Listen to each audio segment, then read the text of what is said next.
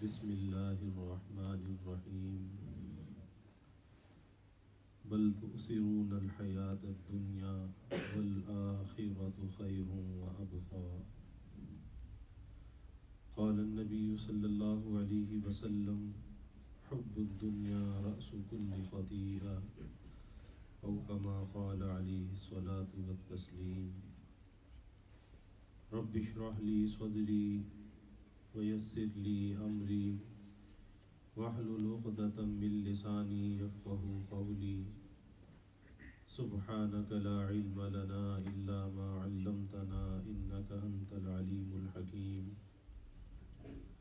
إن الله وملائكته يصلون على النبي يا أيها الذين آمنوا صلوا عليه وسلموا تسليما اللهم صل على محمد عبدك ورسولك وصل على المؤمنين والمؤمنات والمسلمين والمسلمات صدق الله العظيم وصدق رسوله النبي الكريم ونحن على ذلك لمن الشاهدين والشاكرين والحمد لله رب العالمين۔ اللہ رب العزت کا بے حد کرم اور احسان ہے، اللہ تعالیٰ نے آپ حضرات کی خدمت میں حاضری کا یہ موقع عطا فرمایا، اور یہ ہمارا ملنا، یہ ملاقات ایک آخرت کی فکر کے لیے ہے، اللہ تعالیٰ کی رضا کے لیے ہے، دین کی فکر کو اپنے دلوں میں بیدار کرنے کے لیے ہے، اور یہ دن بیٹھنا ہم سب کے لیے آخرت کی تیاری کا حصہ ہے۔ اللہ تعالیٰ سے دعا ہے کہ اللہ اس دن بیٹھنے کو قبول فرمائے اور اسے اللہ اپنی رضا کا ذریعہ بنائے۔ اللہ رب العزت نے انسان کو اس دنیا میں جو پیدا کیا ہے تو اسے ایک بامقصد زندگی دے کر بھیجا ہے۔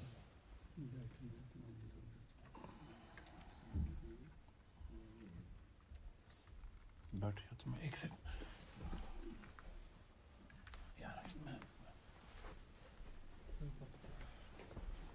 تو اسے ایک بامقصد زندگی دے کر بھیجا ہے، اور ہم میں سے ہر شخص کا جو سفر ہے وہ آخرت کی طرف، اس کی موت کی طرف اور اس کی قبر کی طرف یہ سفر طے ہو رہا ہے۔ ہم چاہے دنیا کے اندر کتنا ہی آسائش کے ساتھ ہیں، کتنا ہی عیش و عشرت کے ساتھ ہیں، لیکن یہ ایک حقیقت ہے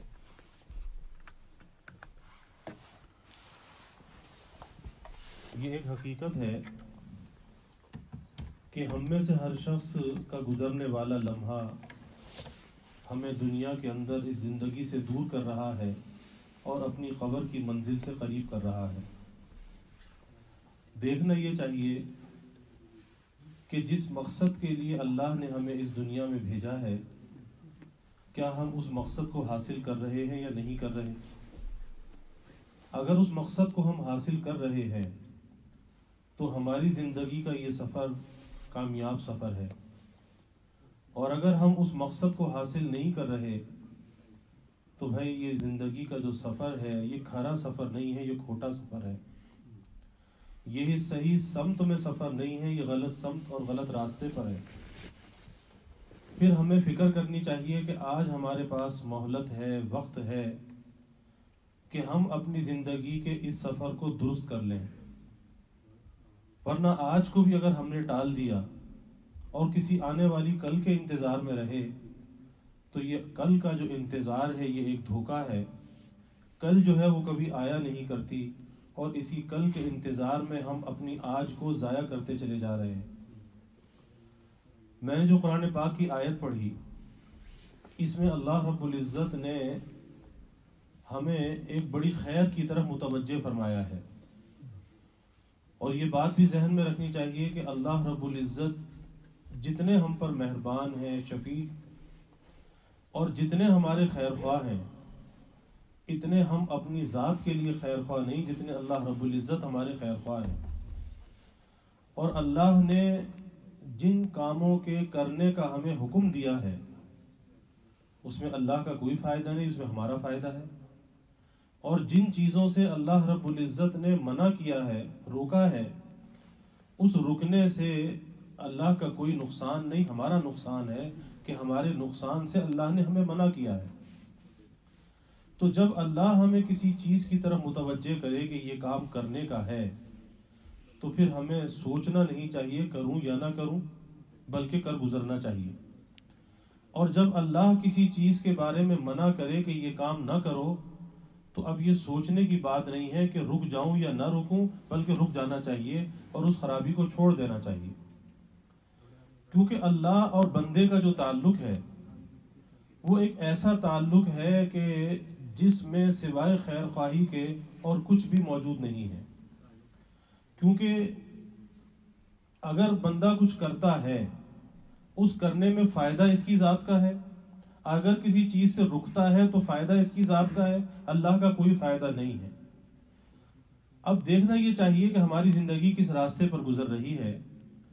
اللہ ہمیں اسی طرح متوجہ فرماتا ہے، اللہ کہتا ہے بل تؤثرون الحیات الدنیا، ایک قسم کا شکوہ ہے کہ بلکہ تم دنیا کی زندگی کو ترجیح دیتے ہو، دنیاوی زندگی کو ترجیح دیتے ہو، والآخرۃ خیر وابقی، کہ آخرت، وہ آخرت کی آنے والی زندگی، وہ موت کے بعد آنے والی زندگی، فرمایا کہ وہ اس دنیا سے بہتر بھی ہے اور وہ باقی رہنے والی بھی ہے۔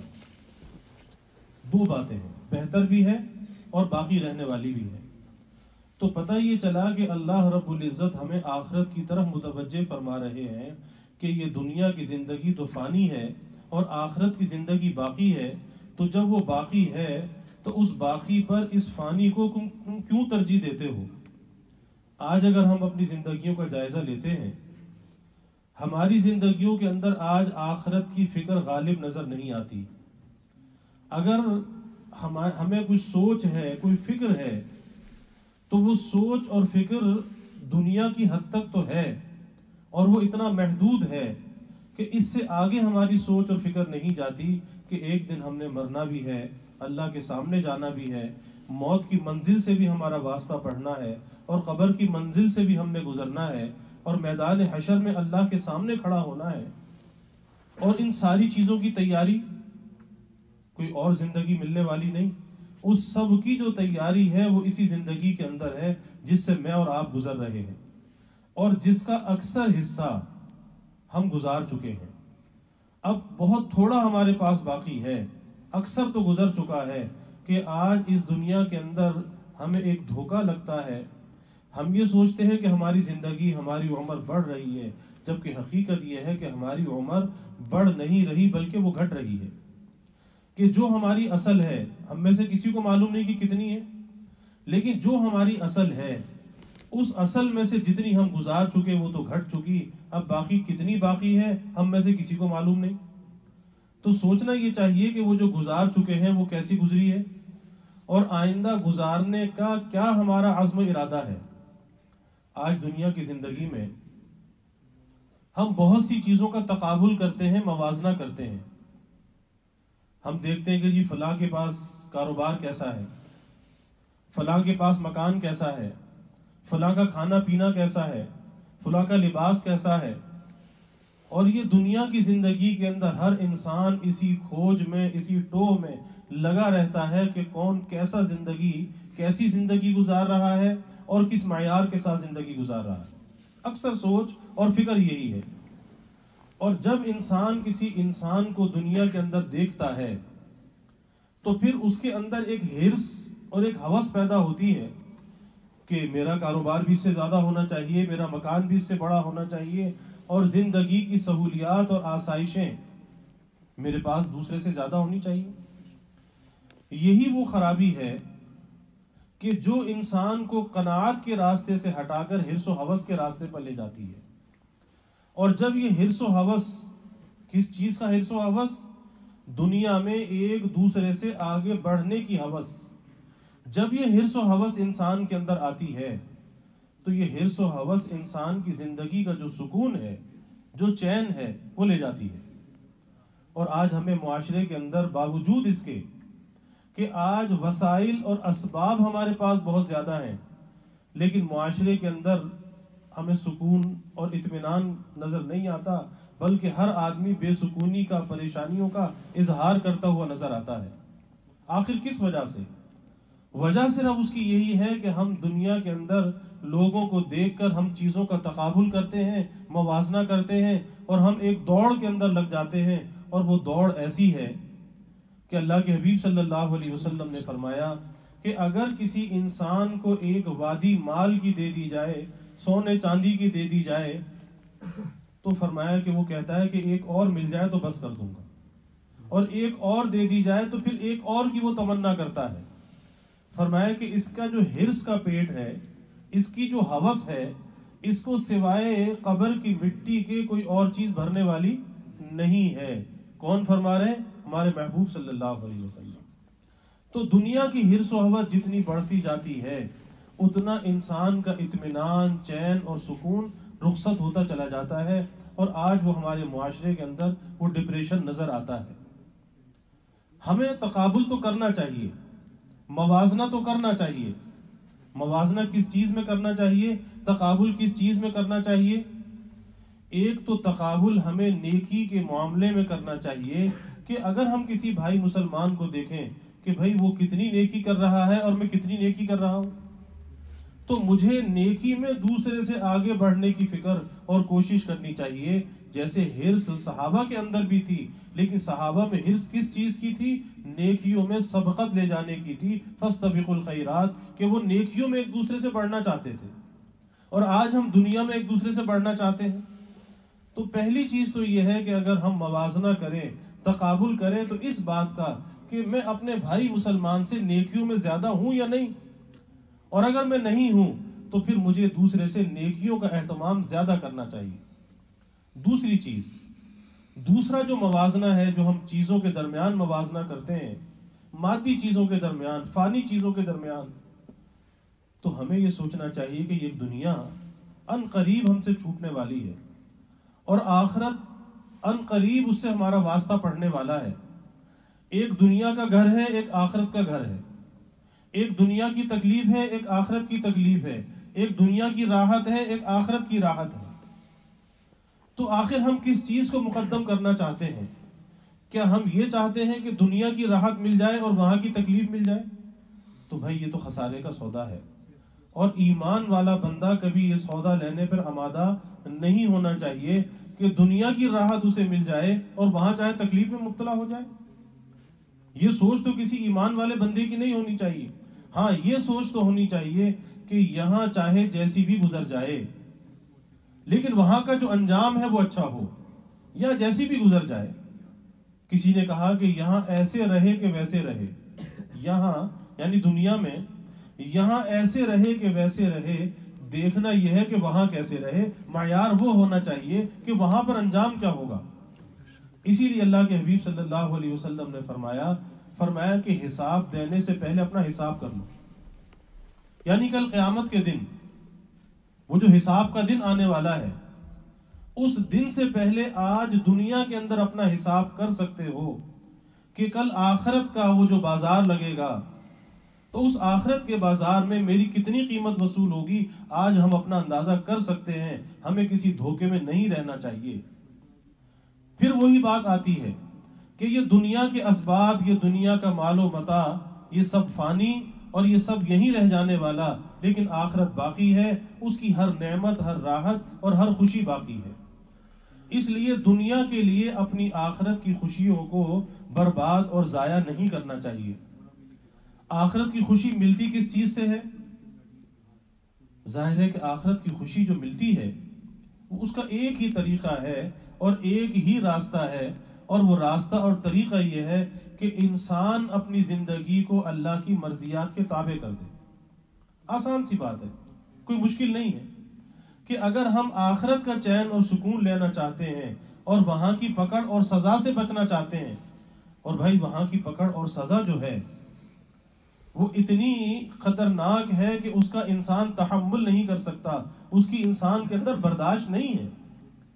کہ جہنم کی جو آگ ہے وہ دنیا کی آگ سے 70 گنا زیادہ اشد ہے، اور دنیا کی اس آگ کو انسان ایک لمحے کے لیے برداشت نہیں کرتا، اس کو کیسے برداشت کر سکتا ہے؟ پھر اللہ کے حبیب صلی اللہ علیہ وسلم نے موت کی کیفیت کو بیان فرمایا، قبر کی کیفیت کو بیان فرمایا کہ موت کی منزل کیسی منزل ہے اور قبر کی منزل کیسی منزل ہے، کہ موت جس کا ذائقہ ہر انسان نے چکھنا ہے، وہ موت کا ذائقہ اچھا بھی ہوتا ہے اور وہ موت کا ذائقہ برا بھی ہوتا ہے۔ ہم دنیا کی زندگی کے اندر دیکھتے ہیں کہ بہت سے لوگوں کی موت ایسی قابل رشک ہوتی ہے کہ جس کو دیکھ کر انسان اس بات کی آرزو اور تمنا کرتا ہے کہ بھئی کاش ہماری موت بھی ایسی ہو، کلمے کے ساتھ ہو، ایمان کے ساتھ ہو، نیکی کی حالت میں ہو، تو انسان اس کی تمنا کرتا ہے۔ اور بعض اموات ایسی ہوتی ہیں کہ جس کو دیکھ کر انسان اللہ سے پناہ مانگتا ہے، اللہ نہ کرے کہ ایسی موت کسی کی ہو، کسی گناہ میں مبتلا تھا، کسی بری حالت میں مبتلا تھا، اس حالت کے اندر موت آ گئی تو اس سے انسان پناہ مانگتا ہے۔ لیکن یہ سوچنا چاہیے کہ اچھی اور بری موت کا جو انحصار ہے، اور موت سے کسی کو مفر نہیں، موت تو سروں پر مسلط ہے، اچھی اور بری موت کا جو انحصار ہے وہ کس چیز پر ہے؟ وہ ایک ہی چیز پر ہے کہ اللہ کی نامرضیات سے بچ کر اپنی زندگی کو گزار لے، موت تیری اچھی ہوگی، کیونکہ جو اللہ کی نامرضیات سے اپنے آپ کو بچائے گا اس کی زندگی کیا ہوگی؟ مرضیات والی ہوگی، اور مرضیات والی زندگی کیا ہوگی؟ اللہ تعالیٰ کی یاد والی زندگی ہوگی، اور جب وہ زندگی اللہ کی یاد والی ہوگی تو ایسا کبھی نہیں ہو سکتا کہ زندگی تو اللہ کی یاد والی ہو اور موت غفلت والی ہو، ایسا کبھی نہیں ہو سکتا۔ جب زندگی اللہ کی یاد اور ذکر کے ساتھ گزرتی ہے تو پھر وہ ذکر ایسا اندر صلاحیت کر جاتا ہے کہ موت کے وقت بلا کسی قصد و ارادے کے اس کی زبان پر اللہ کا ذکر آتا ہے۔ لیکن شرط یہ ہے اس اللہ کے ذکر کی عادت تو ڈالے۔ ابھی ماضی قریب کا واقعہ ہے، ہمارے یہاں کراچی میں حضرت شیخ الحدیث مولانا محمد زکریا صاحب کاندھلوی نور اللہ مرقدہ کے خلفاء میں سے تھے حضرت مولانا یحییٰ مدنی صاحب رحمۃ اللہ علیہ۔ بہت سے لوگوں نے زیارت کی، ابھی ماضی قریب کا واقعہ ہے، زیادہ کوئی دور کا واقعہ نہیں ہے۔ بڑھاپا تھا، بیماری تھی، آخر وقت تھا، ہاسپٹل میں داخل کیا گیا بیماری کی وجہ سے، اور بیماری اس شدت کی تھی کہ بار بار غشی طاری ہوتی تھی، بے ہوش ہو جاتے تھے۔ تو اس بے ہوشی کی حالت میں، غشی کی حالت میں ایک ڈاکٹر جب ان کا معائنہ کرنے کے لیے آیا اور اس نے وہ اسٹیٹاسکوپ جو آلہ ہوتا ہے چیک کرنے کا جب وہ سینے پر رکھا تو بے ہوش تھے، ہوش میں نہیں تھے، لیکن سانسوں کے آنے جانے میں اللہ اللہ اللہ چل رہا تھا اور وہ خود ہوش میں نہیں تھے، اللہ اللہ چل رہی تھی۔ تو اس ڈاکٹر نے سوچا کہ شاید میرے ذہن کا کوئی تخیل ہوگا، کوئی میری سوچ کا اثر ہوگا کہ مجھے ایسا محسوس ہو رہا ہے۔ دوسرے ڈاکٹروں کو بلایا، دوسرے ڈاکٹر نے آ کر دیکھا، اس کے کان پر وہ آلہ لگایا، اس نے سینے پر رکھا تو اندر سے آواز آ رہی ہے اللہ اللہ اللہ اللہ۔ پھر تیسرے ڈاکٹروں کو بلایا اور اس نے بھی اس بات کی تصدیق کی کہ بھائی اندر سے تو اللہ اللہ کی آواز آ رہی ہے۔ اب یہ کیا چیز تھی؟ یہ وہی چیز تھی کہ جب زندگی میں اللہ کا ذکر کرتے رہے، اللہ کو یاد کرتے رہے۔ اور یہ بات ذہن میں رکھیں کہ انسان کی زندگی دو حالتوں سے خالی نہیں ہوتی، یا انسان ذاکر ہوتا ہے یا انسان غافل ہوتا ہے، دو حالتوں کے اندر اس کی زندگی گزرتی ہے، اس کے علاوہ کوئی تیسری حالت نہیں ہوتی۔ اب ہمیں یہ سوچنا چاہیے کہ ہماری زندگی ذکر والی زندگی ہے، ہم ذاکر ہیں یا غافل ہیں؟ آخر کیا ہے؟ اپنا اندازہ کرنا تو چاہیے۔ آج افسوس کے ساتھ کہنا پڑتا ہے کہ ذکر جو اللہ کا ذکر، اللہ کی یاد، جو سب سے زیادہ آسان کام، کہ اس سے زیادہ آسان کام کوئی نہیں۔ میرے والد صاحب رحمۃ اللہ علیہ فرمایا کرتے تھے، فرماتے تھے کہ کھانے پینے کی چیزوں میں سب سے آسان کام جو ہے پانی کا پینا ہے، پانی سے زیادہ آسان اور کوئی کھانے پینے کی چیزوں میں کوئی اور کام نہیں ہے، سب سے آسان آدمی پانی پی لیتا ہے۔ فرمایا کہ اللہ کا نام لینا اس سے بھی زیادہ آسان ہے، اس سے بھی زیادہ آسان ہے، اور آج اس اللہ کے نام لینے کو ہم نے سب سے مشکل سمجھ رکھا ہے۔ تو یہ کیا چیز تھی کہ ہوش میں نہیں ہے لیکن سانسوں کے آنے جانے میں اللہ اللہ یہ چل رہی ہے. یہ وہی ہے کہ زندگی اللہ کے ذکر کے ساتھ گزاری تھی, چلتے پھرتے اللہ کا ذکر کیا تھا, اللہ کی یاد میں زندگی بسر کی تھی. جب موت کا وقت آیا اب وہ سانسوں کے آنے جانے میں اللہ اللہ چل رہی ہے. اب اندازہ کیجئے کہ ایسے آدمی کا خاتمہ کیسا ہوگا. کیا ہم میں سے کوئی کہہ سکتا ہے کہ ہمارا خاتمہ ایسا ہو سکتا ہے؟ بھائی ہمیں سوچنا ضرور چاہیے. ہمارا یہ مل بیٹھنا ایک فکر کے لیے ہے کہ ہمیں ایک فکر پیدا ہو کہ ہم کس ڈگر پر زندگی گزار رہے ہیں, اور جب موت کا وقت آئے گا تو پھر ہمارا انجام کیا ہوگا. پھر اللہ کے حبیب صلی اللہ علیہ وسلم نے فرمایا یہ موت کی کیفیات ہے, اور یاد رکھیے کہ انسان کی جو موت کا وقت ہے اس کی زندگی کا خلاصہ اور نچوڑ ہوتا ہے. جو کچھ ساری زندگی کرتا رہا, جیسے اس کے اعمال تھے, بس موت کے وقت ویسے ہی احوال طاری ہوتے ہیں. ویسے ہی ایک شخص کا واقعہ کتابوں میں آتا ہے کہ کم تولا کرتا تھا. پہلے زمانے میں ترازو ہوتے تھے, اب تو یہ ڈیجیٹل آ گئے. تو ترازو کی سوئی جو ہے وہ پیچھے رکھتا تھا, آگے نہیں کرتا تھا. جب اس کی موت کا وقت آیا, اب اسے کلمے کی تلقین کی جاتی ہے, کہتا ہے میری زبان پہ کلمہ نہیں آتا, وہ ترازو کی جو سوئی ہے وہ میری زبان پہ اٹکی ہوئی ہے, اللہ کا نام میری زبان پہ نہیں آتا, اور بغیر اللہ کا نام لیے دنیا سے چلا گیا.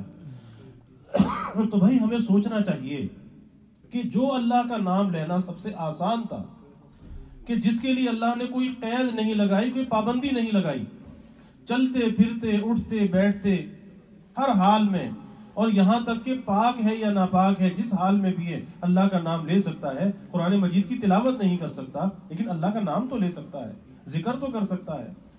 لیکن آج ہم نے اس ذکر کو چھوڑ رکھا ہے.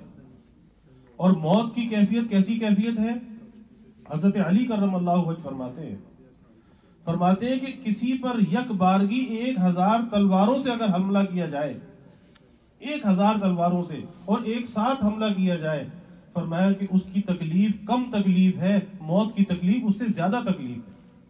لیکن آج اس سے ہم غافل ہیں. پھر قبر, یہ جو قبر کا گڑھا ہمیں نظر آتا ہے, اصلی گھر تو بھائی وہی ہے, جانا تو وہی ہے, چاہے دنیا میں کچھ بھی کرتے رہو. حضرت علی کرم اللہ وجہ فرمایا کرتے تھے کہ جب کسی قبر کے پاس سے گزرتے ہو تو یہ سوچا کرو کہ اس قبر کے اندر جو لیٹا ہوا انسان ہے کل یہ بھی میری طرح ایسا زمین پہ چلتا پھرتا تھا. اور پھر یہ سوچا کرو کہ آئندہ آنے والی کل جو ہے میں بھی اس قبر کے گڑھے میں پڑا ہوں گا, تو میں نے اس قبر کے لیے کیا تیاری کی ہے. کیونکہ اللہ کے حبیب صلی اللہ علیہ وسلم نے فرمایا کہ یہ قبر کا جو گڑھا ہے یہ جنت کے باغوں میں سے باغ بھی ہے اور یہ دوزخ کے گڑھوں میں سے گڑھا بھی ہے. اسی لیے اس قبر کی تنہائی سے, قبر کے اندھیرے سے, قبر کے عذاب سے پناہ مانگی گئی ہے, اور قبر کی کشادگی کا سوال کیا گیا ہے کہ اللہ ہماری قبروں کو کشادہ کر, ہماری قبروں کو جنت کا باغ بنا. تو پتہ یہ چلا کہ قبر کا عذاب بھی حق ہے. اب وہ کیا ہوتا ہے, کیسے ہوتا ہے؟ حدیث میں آتا ہے کہ جب نیک آدمی قبر میں جاتا ہے تو قبر اس سے بھی خطاب کرتی ہے, اور جب کوئی برا آدمی, گنہگار آدمی قبر میں جاتا ہے قبر اس سے بھی خطاب کرتی ہے. نیک آدمی سے یہ قبر کہتی ہے کہ زمین پر چلنے والوں میں تو مجھے کتنا اچھا لگتا تھا, کیونکہ تو زمین پر اللہ کی رضا کے ساتھ چلتا تھا, اللہ کو راضی کر کے چلتا تھا, اللہ کو راضی کر کے جیتا تھا, تو مجھے کتنا اچھا لگتا تھا. اور پھر فرمایا کہ زمین کہتی ہے کہ دیکھ آج میں تیرے ساتھ کیا سلوک کرتی ہوں. اور پھر حدیث میں آتا ہے کہ یہ زمین اس کو دباتی ہے, لیکن فرمایا کہ اس طرح سے دباتی ہے جیسے ماں اپنے بچے کو اپنی آغوش میں لے کر اپنے سینے سے لگا کر دباتی ہے کہ جس میں بچے کو راحت ملتی ہے. یہ زمین اس طرح سے دباتی ہے. منکر نکیر سوال پوچھنے کے لیے آتے ہیں, تیرا رب کون, تیرا دین کیا, اور جو شخصیت تمہارے پاس بھیجی گئی اس کے بارے میں کیا جانتے ہو. اور یہ ایمان والا بندہ جب صحیح جواب دیتا ہے تو پھر جنت کی ایک کھڑکی اس کی قبر میں کھول دی جاتی ہے, اس کی قبر کو تحت نگاہ کشادہ کر دیا جاتا ہے, اور فرشتے کہتے ہیں کہ سو جا. جنت کا بستر اس کے قبر میں لگا دیا جاتا ہے, اور فرشتے کہتے ہیں کہ سو جا, اور ایسے سو جا جیسے کہ دلہن سوتی ہے, اس طرح سے سو جا. یہ تو نیک بندے کی کیفیت ہے. اور جب کوئی گنہگار بندہ اللہ کی نافرمانی کر کے قبر میں جاتا ہے قبر اس سے بھی خطاب کرتی ہے. قبر کہتی ہے کہ زمین پر چلنے والوں میں تو مجھے کتنا مبغوض تھا، کتنا ناپسند تھا، اور آج دیکھ میں تیرے ساتھ کیا برتاؤ کرتی ہوں. اور حدیث میں آتا ہے اللہ کے حبیب صلی اللہ علیہ وسلم نے فرمایا کہ یہ زمین اس کو بھی دباتی ہے، لیکن فرمایا کہ اس کو ایسے دباتی ہے کہ آپ نے ایک ہاتھ کی انگلیاں دوسرے ہاتھ کی انگلیوں میں ڈال کر بتایا کہ اس طرح سے دباتی ہے کہ یہ دائیں کی پسلی بائیں نکل جاتی ہے، بائیں کی پسلی دائیں نکل جاتی ہے، اس طرح سے دباتی ہے. اور پھر اس کی قبر کو دوزخ کے گڑھوں میں سے گڑھا بنا دیا جاتا ہے، اندھیرے کا گھر بنا دیا جاتا ہے، سانپ اور بچھو مسلط کر دیے جاتے ہیں. آج تو نیکی کی اہمیت ہمارے پیش نظر نہیں کہ ایک مرتبہ اللہ کہنا اس دنیا میں اور دنیا میں جو کچھ ہے اس سب سے بہتر ہے کہ ایک مرتبہ اللہ کہنے کی توفیق مل جائے. آج کتنا موقع ہے لیکن اللہ کا ذکر زبان پہ نہیں آتا. ایک مرتبہ سبحان اللہ کہتا ہے، اللہ کے حبیب صلی اللہ علیہ وسلم فرماتے ہیں کہ نصف میزان عمل بھر جاتا ہے. وہ نیکیوں کا پڑھنا کہ جس میں ساتوں زمین اور آسمان رکھ دی جائے جب بھی نہ بھر سکے، ایک مرتبہ سبحان اللہ کہنے سے آدھا بھر جاتا ہے، ایک مرتبہ الحمدللہ کہنے سے وہ آدھا بھر جاتا ہے. اور جب صدقے دل سے آدمی کلمہ پڑھتا ہے، لا الہ الا اللہ، یہ کلمہ پڑھتا ہے سچائی کے ساتھ، اخلاص کے ساتھ، اللہ زندگی بھر کے گناہوں کو معاف کر دیتا ہے. لیکن وہی بات کہ ہم نے اس کی عادت نہیں ڈالی، ہم نے اس نیکی کو اختیار نہیں کیا، تو بھائی پھر اپنی قبر کا انجام بھی تو سوچنا چاہیے کہ آخر انجام کیا ہوگا. اور یہ زندگی تو مثل برف کے ہے، پگھل رہی ہو رہی ہے عمر مثل برف کم، چپکے رفتہ رفتہ دم بدم. جیسے برف پگھلتی ہے نا، کسی کو پتہ نہیں چلتا کیسے پگھل جاتی ہے، تو یہ زندگی بھی اسی طرح سے پگھل رہی ہے. ہو رہی ہے عمر مثل برف کم، چپکے رفتہ رفتہ دم بدم، اور سانس ہے ایک راہ روے ملک عدم. یہ جو سانس کا جو سفر ہے ایسے ملک عدم کی طرف ہے کہ اس ملک عدم کی طرف جا کر کوئی واپس نہیں آیا کرتا. سانس ہے ایک راہ روے ملک عدم، دفعتن ایک روز یہ جائے گا تم. اور جب تھمنے کا نمبر آئے گا، وقت آئے گا، تو بتایا بھی نہیں جائے گا کہ بھائی توبہ کر لے، کلمہ پڑھ لے، اب تیرے سانس کے رکنے کا وقت آ رہا ہے. یہ تو پہلے سے تیاری ہے. تو یہ قبر کی کیفیت ہے. اور ایک نماز، جس نماز کی آج اہمیت ہمارے دلوں میں نہیں ہے، ایک نماز کتنی قیمتی ہے. اللہ کے حبیب صلی اللہ علیہ وسلم نے فرمایا کہ اگر کسی نے فجر کی نماز کو قضا کیا تو فجر سے ظہر تک اس پر ایسا ازدہا مسلط کیا جائے گا کہ جس کا صرف ایک ناخن اتنا بڑا ہوگا کہ صبح سے لے کے شام تک اگر کوئی چلتا رہے اس کو قطع نہ کر سکے، طے نہ کر سکے. جس کا ناخن اتنا بڑا ہوگا وہ ازدہا کتنا بڑا ہوگا. اور جب ایک مرتبہ اس بے نمازی کو وہ مارے گا تو 70 ہاتھ وہ زمین کے اندر دھس جائے گا، پھر باہر آئے گا، پھر مارے گا، پھر دھس جائے گا. ایک نماز سے دوسری نماز تک یہ عذاب اسے ہوتا رہے گا. آپ اندازہ لگائیے. آج فجر کی نماز میں مصلی نہیں ہوتے مسجدوں میں، آج بستر چھوڑنے کے لیے آمادہ نہیں ہوتے. ارے بھائی کبھی سوچا کہ یہ ہمارا اٹھ کے جانا، یہ ہمارے قدم جو اللہ کے گھر کی طرف اٹھ رہے ہیں، یہ اٹھنے والے قدم مسجد کی طرف نہیں ہے، یہ جنت کی طرف ہے. یہ جنت میں لے جانے والے ہیں، یہ جنت کے درجات دلانے والے ہیں.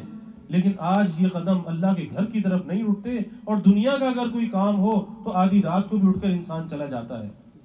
کہیں سفر کرنا ہے، کہیں پر جانا ہے، آدھی رات کو اٹھ کر بھی چلا جاتا ہے. لیکن مسجد جو اللہ کا گھر ہے اور اس گھر کی کتنی اہمیت ہے. آج تو یہ کیفیت کہ لوگ نماز کا سلام پھیرا. ارے بھائی نماز کا سلام پھیرا ہے، دعا کی قبولیت کا وقت ہے، اللہ سے مانگو. نہیں، دائیں بائیں دیکھتے ہیں کہ کہاں سے نکلنے کا راستہ، جلدی نکل کے بھاگ جائیں. اس گھر میں دل نہیں لگتا. آپ اندازہ تو لگائیے. اور اللہ کے حبیب صلی اللہ علیہ وسلم نے کیا فرمایا کہ جس شخص کا دل تنہائیوں کے اندر بیٹھ کر اللہ کے سامنے رونا چاہیے، اپنے گناہوں پر ندامت کے آنسو بہانے چاہیے. اللہ کے حبیب صلی اللہ علیہ وسلم نے فرمایا کہ بندہ تنہائی میں جب اللہ کو یاد کرتا ہے، اللہ کے ڈر اور خوف سے روتا ہے، اور اس کی آنکھ سے اللہ کے ڈر اور خوف سے ایک ندامت کا آنسو آ جاتا ہے، اور وہ آنسو جسم کے جس حصے پر لگ جاتا ہے اللہ اس پر دوزخ کی آگ کو حرام کر دیتا ہے. ہم میں سے کون ہے جو دوزخ سے بچنا نہیں چاہتا؟ لیکن یاد رکھیے کہ اس کا کوئی طریقہ ہے. کہ ہمیں اپنی خطاؤں پر اللہ کے سامنے رونا چاہیے. ہم میں سے ہر شخص خطا کار ہے، گنہگار ہے، لیکن اس گناہ اور خطا کا علاج بھی تو موجود ہے کہ ہمیں کہا گیا کہ اپنے اللہ کی طرف رجوع کرو.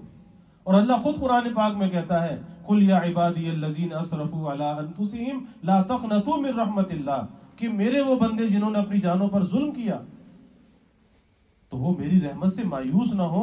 ایک در ہے جو کھلا ہوا ہے، اللہ کا در ہر وقت کھلا ہوا ہے. ہم سو جاتے ہیں لیکن ہمارا رب نہیں سوتا، اور جس وقت ہم اپنے رب کو پکارتے ہیں وہ رب ہماری پکار کو سنتا ہے، ہماری دعاؤں کو قبول کرتا ہے. تو بھائی قبر کا حال بھی سوچنا چاہیے کہ قبر کیسی ہوگی، اور پھر اس کے بعد حشر کا منظر کیسا ہوگا. اس منظر کو بھی اللہ کے حبیب صلی اللہ علیہ وسلم نے بیان کیا کہ اس میدان حشر میں یہ سورج جو آج ہم سے لاکھوں کروڑوں میل کے فاصلے پر ہے، یہ جب اپنی پوری تمازت پر آتا ہے تو اس کی گرمی برداشت نہیں ہوتی، اور اس دن یہ سورج 1.25 گز 1.25 نیزے پر ہوگا، سروں پر ہوگا، اور لوگوں کا پسینہ نکل رہا ہوگا، اور ہر آدمی بقدر اپنے گناہوں کے پسینے کے عذاب میں مبتلا ہوگا. کسی کا پسینہ ٹخنوں تک ہوگا، کسی کا پنڈلی تک ہوگا، کسی کا ران تک، کسی کا ناف تک، اور کوئی پورا پسینے میں ڈوبا ہوا ہوگا. اور وہ پسینے کا عذاب ایسا ہوگا کہ لوگ یہ چاہیں گے چاہے ہمیں جہنم میں ڈال دیا جائے لیکن اس پسینے سے نجات دے دی جائے، اس عذاب سے نجات دے دی جائے. کبھی سوچا کہ اس سے نجات کیسے ملے گی؟ بھائی سوچنا ضرور چاہیے. آج افسوس یہ ہے کہ ہم نے سوچنا چھوڑ دیا ہے. ہم دنیا کے بارے میں تو سوچتے ہیں، ہماری سوچ کا مرکز اور محور اگر کوئی چیز ہے تو وہ دنیا ہے. ہم دنیا اور آخرت کا تقابل اور موازنہ نہیں کرتے کہ یہ دنیا ہے، یہاں تو گزر جائے گی، جیسی بھی گزرے گزر جائے گی. حضرت علی کرم اللہ وجہ فرمایا کرتے تھے کہ بھائی ضرورت تو بھکاری کی بھی پوری ہو جاتی ہے، ضرورت تو بھکاری کی بھی پوری ہو جاتی ہے، لیکن خواہشات بادشاہوں کی بھی پوری نہیں ہوتی. اور آج کے زمانے کا جو انسان ہے خواہشات کے پیچھے بھاگ رہا ہے، خواہشات کے پیچھے. ہزاروں خواہشیں ایسی کہ ہر خواہش پہ دم نکلے، اور بہت نکلے میرے ارماں مگر پھر بھی کم نکلے، کہ ہر خواہش ایک نئی خواہش پہ ختم ہوتی ہے، اور ہر خواہش ایک نئی خواہش کو جنم دیتی ہے، اور یہ پھر انسان اللہ کا بندہ نہیں رہتا، یہ خواہشات کا بندہ بن جاتا ہے، یہ خواہشات کے پیچھے دوڑ لگانے لگتا ہے. اور اللہ کہتا ہے فَفِرُّوا إِلَى اللَّهِ، میری طرف دوڑ لگاؤ. اور یہ خواہشات کے پیچھے بھاگ رہا ہے، اور دونوں راستے جو ہے مختلف سمت میں ہیں. جتنا خواہشات کے پیچھے بھاگ رہا ہے اتنا اپنے اللہ سے دور ہو رہا ہے، اور جتنا اللہ سے دور ہو رہا ہے باوجود اس کے کہ جو کچھ مل جائے لیکن اس کی زندگی میں ایک چیز نہیں ملے گی.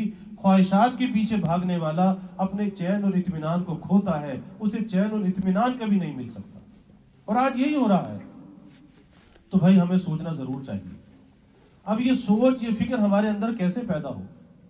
آخر اس کا کیا طریقہ ہے کہ اس دنیا کی زندگی کے اندر، اور یہ بات ذہن میں رکھیے کہ جب آخرت کی فکر دلائی جاتی ہے، جب نیکیوں کی رغبت دلائی جاتی ہے، اللہ کے عذاب سے ڈرایا جاتا ہے، تو اس کا قطعاً یہ مطلب نہیں ہوتا کہ آدمی اپنی نوکری کو چھوڑ دے، کاروبار کو چھوڑ دے، اپنے گھر بار کو چھوڑ دے، بیوی بچوں کو چھوڑ دے. اس کا قطعاً یہ مطلب نہیں. بہت سے لوگ سمجھتے ہیں کہ شاید اگر ہم نیک بنے، نیکی پر چلنے لگیں تو شاید ہمیں یہ سب کچھ چھوڑنا پڑے گا. تو یاد رکھیے کہ دنیا کی ان لذتوں کو نہیں چھڑوایا جاتا. دنیا کے اسی ماحول کے اندر رہتے ہوئے، اسی کاروبار کو، تجارت، ملازمت کو انجام دیتے ہوئے، بیوی بچوں کے حقوق کو ادا کرتے ہوئے اللہ کو راضی کرنا ہے. اور وہ راضی کرنا آسان ہے، ہر شخص کے لیے آسان ہے کہ زندگی کے اندر ایک فکر کو اگر ہم غالب کر لیں کہ میرا جو قول ہے، میرا جو فعل ہے، جو کچھ بھی انسان کرتا ہے صبح سے شام تک، جو بھی اس کے ایکشنز ہیں، اس کے جو عمل ہیں، اس کا جو قول ہے، تو یہ سوچنا چاہیے کہ جو کچھ میں کر رہا ہوں یا زبان سے کہہ رہا ہوں، میرا اللہ راضی ہوگا یا ناراض ہوگا. اور فوراً اندر سے جواب آتا ہے جب آدمی یہ سوچتا ہے کہ اس کرنے سے پہلے یہ سوچتا ہے کہ اللہ راضی ہوگا یا ناراض ہوگا، تو اندر سے فوراً جواب آتا ہے کہ اللہ راضی ہوگا یا ناراض ہوگا. اگر جواب آئے کہ اللہ راضی ہوگا، وہ کام کر لو، وہ کلام کر لو. اور اگر اندر سے یہ جواب آئے اللہ ناراض ہوگا، تو بھائی پھر اللہ کی ناراضگی کا ہم تحمل نہیں کر سکتے، پھر ایسے کام کے قریب بھی نہیں جانا چاہیے. کیسے اس کی ناراضگی کو برداشت کر سکتے ہیں؟ ایک باپ اگر بیٹے سے ناراض ہو جائے، شوہر اگر بیوی سے ناراض ہو جائے، تو وہ ناراضگی برداشت نہیں ہوتی. اللہ کی ناراضگی کو کون برداشت کر سکتا ہے؟ اور پھر اللہ کو ناراض کر کے اس کی زمین پر رہنا, اس کی نعمتوں کو برتنا, یہ تو اس کا حلم ہے کہ وہ فوراً پکڑتا نہیں, سزا دیتا نہیں, ورنہ وہ جب چاہے جیسے چاہے پکڑ کے سزا دے سکتا ہے. لیکن وہی بات کہ اپنے بندوں پر مہربان ہے, بندوں کو مہلت دیتا ہے کہ شاید یہ میرا بندہ توبہ کر لے, شاید یہ توبہ کر لے. تو سب سے پہلی چیز کیا ہے کہ ہر چیز میں, ہر کام اور کلام میں اللہ کی رضا کو پیش نظر رکھا جائے کہ میرا اللہ اس سے راضی ہوگا یا ناراض ہوگا. اور اگر کبھی اللہ نہ کرے, کبھی, یہ نہیں کہ آدمی اس برائی کو ایک دفعہ کر لے تو کرتا چلا جائے, یہ نہیں.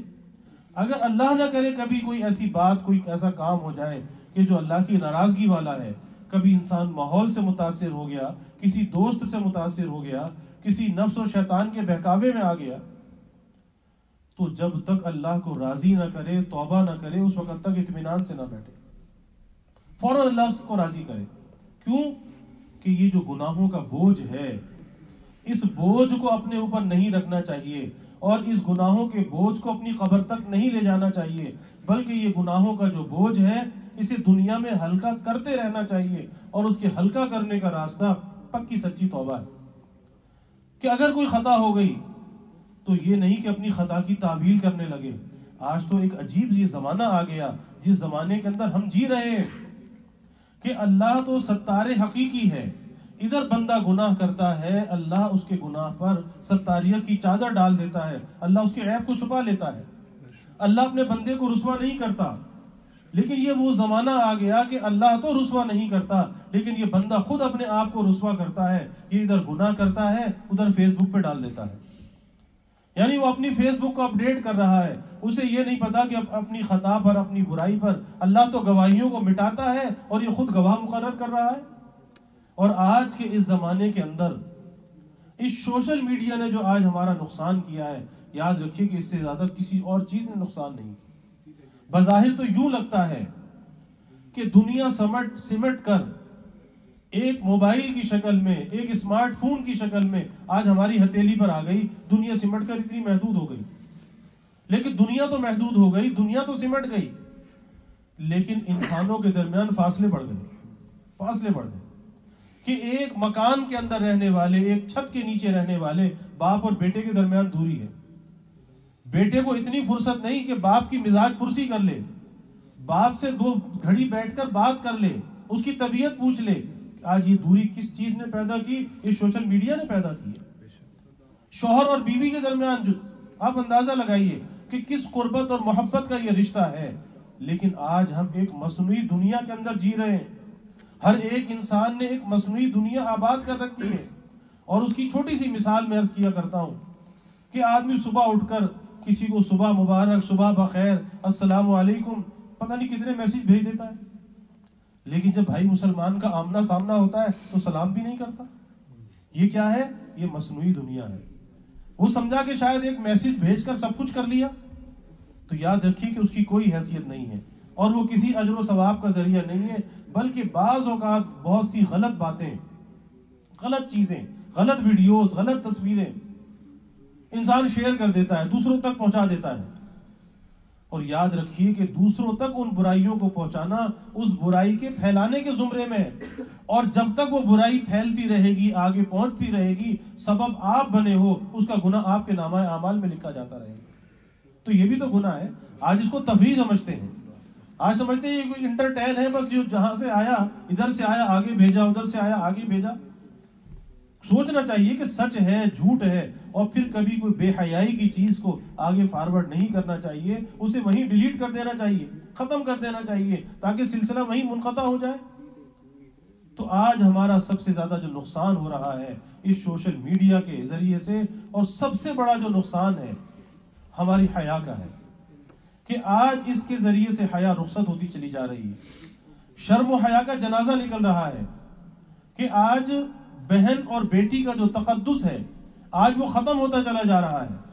اور یہ کیفیت ہو چلی ہے کہ کہتے ہوئے ڈر لگتا ہے کہ آج بھائی سے بہن کی آبرو محفوظ نہیں اور باپ سے بیٹی کی آبرو محفوظ نہیں. آج اس درجے گراوٹ ہمارے معاشرے کے اندر آ چکی ہے اور ایسے ایسے واقعات رونما ہو رہے ہیں. سبب یہی ہے کہ ان چیزوں کو دیکھتے دیکھتے انسان کی حیا اندر سے جاتی ہے, ایک حیوانیت اور ایک درندگی اس کے اندر پیدا ہوتی ہے. اور جب حدیث میں آتا ہے کہ جب یہ حیا رخصت ہو جائے تو پھر انسان جو چاہے کر گزرے, اس سے کچھ بھی بعید نہیں ہے.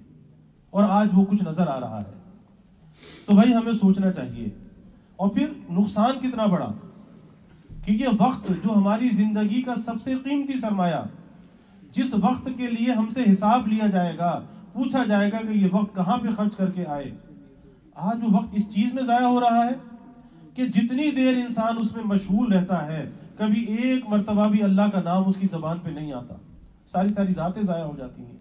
تو سوچنا چاہیے کہ ہمارا نقصان کس چیز میں ہے. میں یس کر رہا تھا کہ پہلی چیز تو یہ ہے کہ اللہ کی رضا کا استحضار. ہر کام اور کلام میں اس بات کی عادت ڈالو کہ اللہ راضی ہوگا یا ناراض ہوگا. جس کام سے اللہ راضی ہو کر لو, اور جس سے ناراض ہو اس کو چھوڑ دو. اور دوسری چیز یہ, اگر اللہ نے کرے کبھی غلطی ہو جائے تو پھر اس غلطی کے بعد اس غلطی کا اعادہ نہیں ہونا چاہیے, اس کو دوبارہ نہیں کرنا چاہیے, بلکہ فوراً توبہ کر کے اللہ کو راضی کر لینا چاہیے. اور توبہ کسے کہتے ہیں؟ اللہ سے وعدے کو کہتے ہیں. اس برائی کو چھوڑ کر اللہ سے عہد کر لے, یا اللہ آئندہ اس گناہ کے قریب نہیں جاؤں گا. اور شیطان تو دھوکہ دیتا ہے. شیطان یہ بہکاتا ہے کہ ابھی بہت لمبی عمر پڑی ہے, بعد میں توبہ کر لینا. شیطان یہ کہتا ہے کہ اتنا بڑا گناہ تو نے کر لیا, تیری توبہ قبول کیسے ہوگی؟ تو یاد رکھیے کہ اللہ بندے کی دل کی کیفیت کو دیکھتا ہے, اور جب دل میں اس کے یہ ندامت اور پشیمانی آتی ہے اور وہ اللہ کی طرف رجوع کرتا ہے, ابھی زبان سے توبہ کے کلمات بھی کہنے نہیں پاتا, اللہ اس سے پہلے اس کی گناہ کو معاف کر دیتا ہے. تو بھائی دوسری چیز جو ہے وہ توبہ ہے. اور تیسری اور آخری بات جو ہے ایک عزم اور ارادہ ہے, کہ جب تک انسان کے اندر یہ عزم اور ارادہ نہیں ہوگا کہ میں نے زندگی گزارنی کس راستے پر ہے, عزم اور ارادہ, یاد رکھیے کہ اس وقت تک نہ وہ نیکی کر سکتا اور نہ وہ گناہ سے بچ سکتا. عزم اور ارادہ ہے. تو ہمیں اپنے دلوں کے اندر عزم مصمم کرنا چاہیے کہ ہماری آئندہ کی جو زندگی ہے وہ اللہ کی رضا کے ساتھ گزرے گی, اس کی نامرضیات میں نہیں گزرے گی. اور جب بندہ دل سے عزم مصمم کر لیتا ہے, پکا ارادہ کر لیتا ہے, تو پھر کیا ہوتا ہے, اس راستے میں, اس مشقت میں, کیونکہ نیکی کے کرنے میں بھی مشقت ہے اور گناہ کے چھوڑنے میں بھی مشقت ہے, لیکن جب یہ عزم اور ارادہ کر لیتا ہے, پھر اس عزم و ارادے کے بعد یہ تنہا نہیں ہوتا, اللہ کی مدد قدم قدم پر اس کے شامل حال ہوتی ہے. پھر یہ نیکی نہیں کرتا, اللہ کرا دیتا ہے. پھر یہ گناہ سے نہیں بچتا, اللہ اسے بچا دیتا ہے. تو اگر ہم اللہ کی مدد اپنے شامل حال دیکھنا چاہتے ہیں تو بھائی اس کی آسان سی صورت یہی ہے کہ ہم اللہ کے سامنے بیٹھ کر اللہ سے یہ عہد کر لیں کہ یا اللہ, اب تک تو جو زندگی گزری سو گزری, لیکن آئندہ یہ زندگی تیری رضا کے ساتھ گزرے گی, نیکی کے ساتھ گزرے گی. بس جب یہ عزم و ارادہ کیا, اللہ کی مدد فوراً آ گئی. اور پھر جب اللہ کی مدد ہوتی ہے, پھر انسان کے اندر ایک ہمت کا خزانہ ہوتا ہے, اس کے لیے نیکی کا کرنا بھی آسان اور اس کے لیے گناہ سے بچنا بھی آسان ہے. تو یہ بھائی دین پر چلنا اور نیکی کے ساتھ زندگی کا گزارنا یہ کوئی مشکل کام نہیں ہے. آج جسے ہم نے مشکل سمجھ رکھا ہے, آسان ہے, لیکن شرط یہی ہے کہ ایک عزم اور ارادہ ہے, اور ایک نفس و شیطان سے ایک لڑائی ہے, ایک جنگ ہے, اور یہ ہر ایک نے لڑنی ہے. جب اللہ یہ کہتا ہے کہ یہ شیطان تمہارا دشمن ہے, تو ہم اسے دوستی کیوں لگاتے ہیں؟ ارے بھائی کسی انسان سے اگر دشمنی ہو جائے اسے تو ہم دشمن سمجھے, جبکہ وہ انسان آج کا دشمن کل ہمارا دوست بن سکتا ہے. لیکن یہ شیطان تو ایسا دشمن ہے کہ اس کی دشمنی کبھی دوستی میں تبدیل نہیں ہو سکتی, کیونکہ اس کی دشمنی کا جو اعلان ہے وہ کسی انسان نے نہیں کیا, وہ ہمارے پیدا کرنے والے رب نے کیا. کھلا ہوا دشمن ہے, تو اس سے دوستی لگانے کا کیا کام, اس کی بات ماننے کا کیا کام؟ ارے دشمن تو ہمیشہ نقصان کراتا ہے, دشمن کبھی فائدہ نہیں کراتا. تو یہ گناہ پر چلنا, یہ نفس و شیطان کی بات کا ماننا, یہ دراصل اللہ سے دوستی کا چھوڑنا ہے, اور نفس و شیطان سے دوستی کا لگانا جس میں سراسر نقصان اور خسارہ ہے. تو بھائی اللہ سے ہمیں دعا بھی کرنی چاہیے, اور ایک عزم اور ارادے کے ساتھ ہمیں اپنی زندگی کے سفر کا نیا آغاز کرنا چاہیے کہ یا اللہ, جو بھی ہمارا ماضی جیسا بھی گزرا, لیکن اب آئندہ کی جو ہماری زندگی ہے یا اللہ وہ تیری رضا کے ساتھ ہوگی. وہ ذکر کے ساتھ ہوگی۔ اور آخری بات عرض کر کے میں بات کو ختم کرتا ہوں کہ ان نیکی کے کرنے کے لیے اور گناہ سے بچنے کے لیے انسان کو ایک قوت چاہیے ہوتی ہے، طاقت چاہیے ہوتی ہے، ہمت چاہیے ہوتی ہے۔ اور وہ طاقت اور ہمت کہاں سے ملتی ہے؟ وہ دو ذریعوں سے ملتی ہے، ایک نیک صحبت سے ملتی ہے اور ایک اللہ کے ذکر سے ملتی ہے۔ اور آج نیک صحبت بھی ہے کہ ہر مسجد میں تعلیم کا سلسلہ موجود ہے، لیکن ہمارے پاس فرصت نہیں ہے، ہمارے پاس وقت نہیں ہے، ہم بیٹھتے نہیں ہیں۔ ارے کبھی سوچا کہ موبائل کی بیٹری اگر فلیٹ ہو جائے تو فوراً اسے چارجنگ میں لگایا جائے، اور اگر نماز پڑھنے کو جی نہ چاہے، ذکر کو جی نہ چاہے، گناہ کی طرف رغبت ہو اور یہ ایمان کی بیٹری فلیٹ ہو رہی ہو تو اس کو چارج نہ کیا جائے، اس کی چارجنگ کا فکر نہ ہو۔ اس کی چارجنگ کہاں پر ہوگی؟ اس کی چارجنگ نیک صحبت میں ہوگی، اور وہ نیک صحبت کے جو حلقے ہیں وہ قدم قدم پر موجود ہیں۔ قصور ہمارا ہے کہ ہم وہاں بیٹھتے نہیں ہیں۔ یہ تعلیم کے سلسلے اگر آپ بیٹھیں گے، اچھی بات کانوں کے اندر پڑے گی، اور جب اچھی بات کانوں میں جائے گی تو بری بات کی نفرت اندر پیدا ہوگی، نیکی کا تقاضا اندر سے پیدا ہوگا، اور اگر کبھی برائی کرنے لگا اس برائی کو برا سمجھ کے کرے گا، اس برائی کو اچھا نہیں سمجھے گا۔ آج تو انسان گناہ بھی کرتا ہے، گناہ کو برا بھی نہیں سمجھتا۔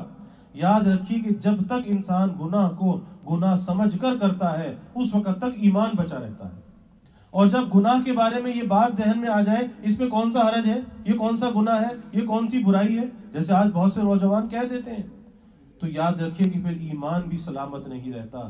یہ جب تک گناہ کو گناہ سمجھ کے کیا ایمان بچا ہوا ہے، اور اللہ نہ کرے کہ اس گناہ کی مذمت نکل گئی، ایمان خطرے میں آ جائے گا۔ تو اس لیے بھائی ہمیں یہ سوچنا چاہیے کہ اللہ کے ذکر اور نیک صحبت کو اختیار کرنا چاہیے، اور دونوں چیزیں آسان ہیں۔ نیک صحبت مسجد میں موجود ہے کہ جس مسجد میں جہاں کتابی تعلیم ہوتی ہے، ارے بھائی اس میں شرکت کرو، بیٹھو، 5 7 10 منٹ مشکل سے لگتے ہیں، کیا ہمارے پاس اتنا وقت نہیں ہے؟ اور دوسری چیز، کوئی اپنے لیے نصاب مقرر کریں کہ ہم نے اللہ کا ذکر کتنا کرنا ہے، اس میں قرآن مجید کی تلاوت بھی ہو، اس میں لا الہ الا اللہ کا ذکر بھی ہو، تیسرا کلمہ بھی ہو، درود شریف بھی ہو، استغفار بھی ہو۔ اور میں یہ نہیں کہتا کہ آپ 5 پارے یومیہ پڑھیں، 1 پارہ یومیہ پڑھیں، میں کہتا ہوں چاہے آپ 1 رکوع یومیہ پڑھیں، لیکن چھوٹے سے چھوٹا نصاب اپنے لیے بنا لیں کہ اتنا کام ہم نے کرنا ہے۔ اور یاد رکھیے جب تک اپنے نفس کو مقید نہیں کیا جاتا، اس نفس پر قید نہیں ڈالی جاتی، اس وقت تک یہ نفس آزاد رہتا ہے اور ہمیں بھی آزاد کر دیتا ہے۔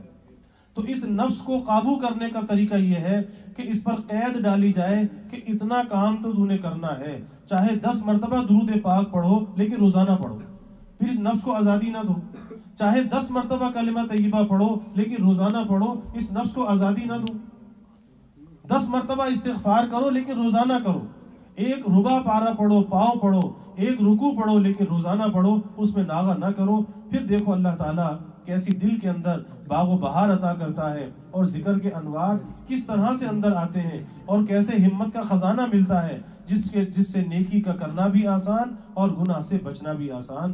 تو بھائی یہ میری مختصر سی معروضات تھیں کہ اللہ ہمیں اس طرح متوجہ کر رہا ہے کہ تم دنیا کی چیزوں کا تو تقابل کرتے ہو، لیکن کبھی دنیا اور آخرت کا تقابل بھی کرو۔ اللہ کہتا ہے وَالْآخِرَةُ خَيْرٌ وَأَبْقَىٰ، کہ آخرت دنیا سے بہتر بھی ہے، پائیدار بھی ہے، باقی رہنے والی بھی ہے۔ تو اس فانی پر اس باقی کو ترجیح دو۔ یہ آج کا سبق ہے کہ ہر کام کے اندر یہ سوچ لو اللہ ناراض ہوگا تو نہیں کرنا، اللہ راضی ہوگا تو کرنا ہے، اور دنیا کی ہر چیز فانی ہے، فانی سے دل نہیں لگانا بلکہ باقی سے دل لگانا ہے، اور باقی کیا ہے؟ وہ آخرت ہے۔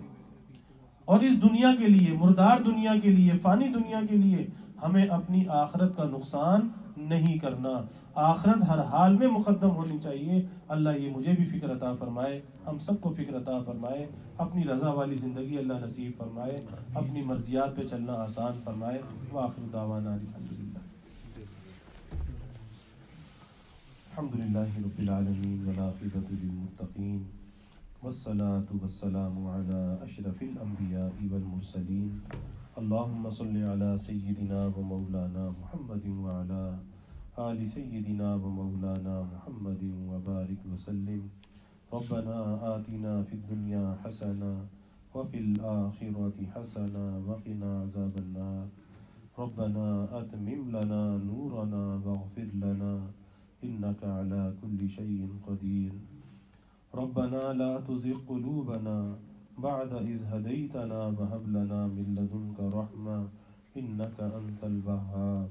ربنا ظلمنا أنفسنا وإن لم تغفر لنا وترحمنا لنكونن من الخاسرين.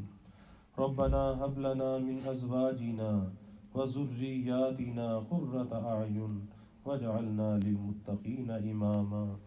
اللهم ألف بين قلوبنا وأصلح ذات بيننا واهدنا سبل السلام ونجنا من الظلمات إلى النور وجنبنا الفواحش ما ظهر منها وما بطن وبارك لنا في أسماعنا وأبصارنا وقلوبنا وأزواجنا وذرياتنا وتب علينا إنك أنت التواب الرحيم وجعلنا شاكرين لنعمتك مسنين بها قابليها وأتمها علينا.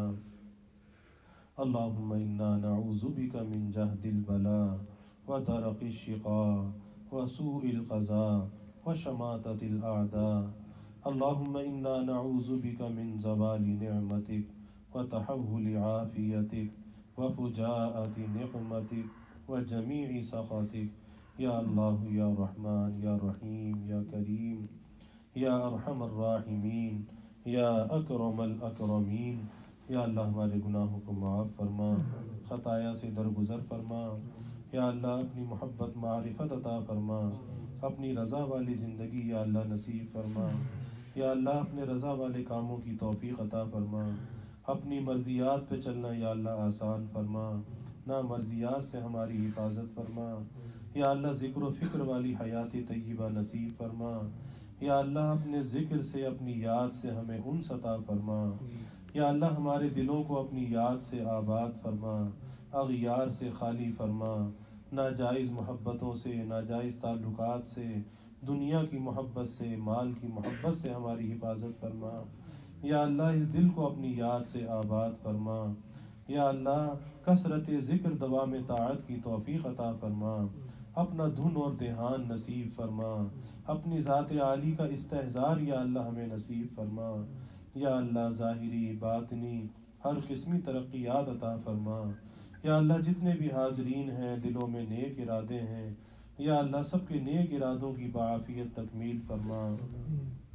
ہر قسمی حاجات کو یا اللہ پورا فرما. ہر قسمی پریشانیوں کو یا اللہ دور فرما. ہر قسمی بیماریوں سے یا اللہ حفاظت فرما. ہر ناگہانی بلا اور مصیبت سے یا اللہ حفاظت فرما. زمینی آسمانی آفات سے یا اللہ حفاظت فرما. موذی امراض سے یا اللہ حفاظت فرما. یا اللہ سب کے علم میں، عمل میں، رزق میں خوب خیر و برکت عطا فرما. ابواب رزق یا اللہ کشادہ فرما. رزق حلال عطا فرما، آسان عطا فرما. یا اللہ برکت والا عطا فرما. یا اللہ رزق ظاہر بھی عطا فرما، رزق باطن بھی عطا فرما. نیکی اور طاعت کا یا اللہ رزق عطا فرما. اپنی محبت اور معرفت کا رزق عطا فرما. یا اللہ کبھی مخلوق کا محتاج نہ بنا. یا اللہ کبھی اولاد کا محتاج نہ بنا. فساق فجار کا دست نگر نہ بنا. یا اللہ ہمیشہ اپنا محتاج بنا کے رکھنا، اپنے در کا سائل اور بھکاری بنا کے رکھنا. یا اللہ اپنے در کا منگتا اور سوالی بنا کے رکھنا. اپنے غیر سے یا اللہ ہماری امیدوں کو قطع فرما. اپنی ذات عالی کا یقین یا اللہ ہمارے دلوں میں پیدا فرما. ہر امید کو اپنی ذات سے وابستہ کرنے والا بنا. یا اللہ ایمان کی ترقی عطا فرما، اعضاء کی سلامتی عطا فرما. ہر محتاجی سے، معذوری سے یا اللہ حفاظت فرما. یا اللہ اس بستی میں جو بھائی مسلمان ہیں یا اللہ سب کے گھروں پر اپنی رحمتوں کا نزول فرما. سب کے رزق میں برکت عطا فرما. سب کی پریشانیوں کو دور فرما. گھروں کے ماحول کو یا اللہ جنت نشاں بنا. خیر و برکات کا یا اللہ نزول فرما. بے برکتی کے یا اللہ جو بھی اسباب ہیں یا اللہ اس سے حفاظت فرما. آخرت کے فکر کو یا اللہ ہمارے دلوں میں بیدار فرما. یا اللہ دنیا مردار کے فنا کو یا اللہ ہمارے دلوں میں مستحضر فرما. یا اللہ اس فانی پر یا اللہ آخرت جو باقی ہے یا اللہ اس کو ترجیح دینے والا بنا. یا اللہ آخرت کی فکر دلوں میں پیدا فرما. اعمال آخرت کا اہتمام کرنے والا بنا. اپنی موت کو یاد رکھنے والا بنا، مرنے سے پہلے اس کی تیاری کا یا اللہ ہمیں فکر عطا فرما، یا اللہ زندگی بھی اپنے استحضار والی عطا فرما، ذکر و فکر والی عطا فرما، یا اللہ موت بھی اپنے استحضار والی عطا فرما، اپنی یاد والی عطا فرما، یا اللہ اپنی رضا والی عطا فرما، یا اللہ ہماری قبروں کو جنت کا باغ بنا، قبر کی تنگی سے، اندھیرے سے، عذاب سے یا اللہ تیری پناہ چاہتے ہیں، اے اللہ تو ہمیں پناہ دے دے، اے اللہ تو ہمیں پناہ دے دے، بری موت سے، بری قبر سے یا اللہ تو ہمیں پناہ دے دے، یا اللہ میدان حشر کی ذلت و رسوائی سے بچا، یا اللہ جیسے یہاں ستاری فرمائی یا اللہ وہاں بھی ستاری فرما، یا اللہ یہاں بھی رسوائی سے بچا، یا اللہ وہاں بھی رسوائی سے بچا، یا اللہ جیسے یہاں اپنی ستاریت کی چادر میں چھپایا، ہمارے عیبوں کو ظاہر نہ کیا، یا اللہ وہاں بھی ہمارے عیبوں کو چھپا لینا، اپنے حبیب صلی اللہ علیہ وسلم کی شفاعت نصیب فرما، آپ کی شفاعت سے یا اللہ ہمیں جنت کا ٹھکانہ عطا فرما، اپنے حبیب کے دست کرم سے آب کوثر ہمیں عطا فرما، اپنے حبیب کی تعلیمات پہ چلنے والا بنا، آپ کی غلامی میں جینے اور مرنے کی توفیق عطا فرما، آپ کے طریقوں کی محبت اور عظمت ہمارے دلوں میں پیدا فرما، یا اللہ آپ کے طریقوں کی مخالفت سے ہماری حفاظت فرما، یا اللہ دنیا میں جہاں کہیں مسلمان مظلوم ہیں ان کی دستگیری فرما، یا اللہ کشمیر کے، ہندوستان کے یا اللہ مظلوم مسلمانوں کی مدد فرما، یا اللہ جس قید و بند میں وہ مبتلا ہیں انہیں آزادی عطا فرما، ان ظالموں کے ظلم سے نجات عطا فرما، ایسے ظالموں کو یا اللہ کیفر کردار تک پہنچا، نشان عبرت بنا، یا اللہ دنیا میں جہاں کہیں بھی مسلمان مظلوم ہیں یا اللہ سب کے جان، مال، ایمان، عزت، آبرو کی حفاظت فرما، یا اللہ گھر بار کی حفاظت فرما،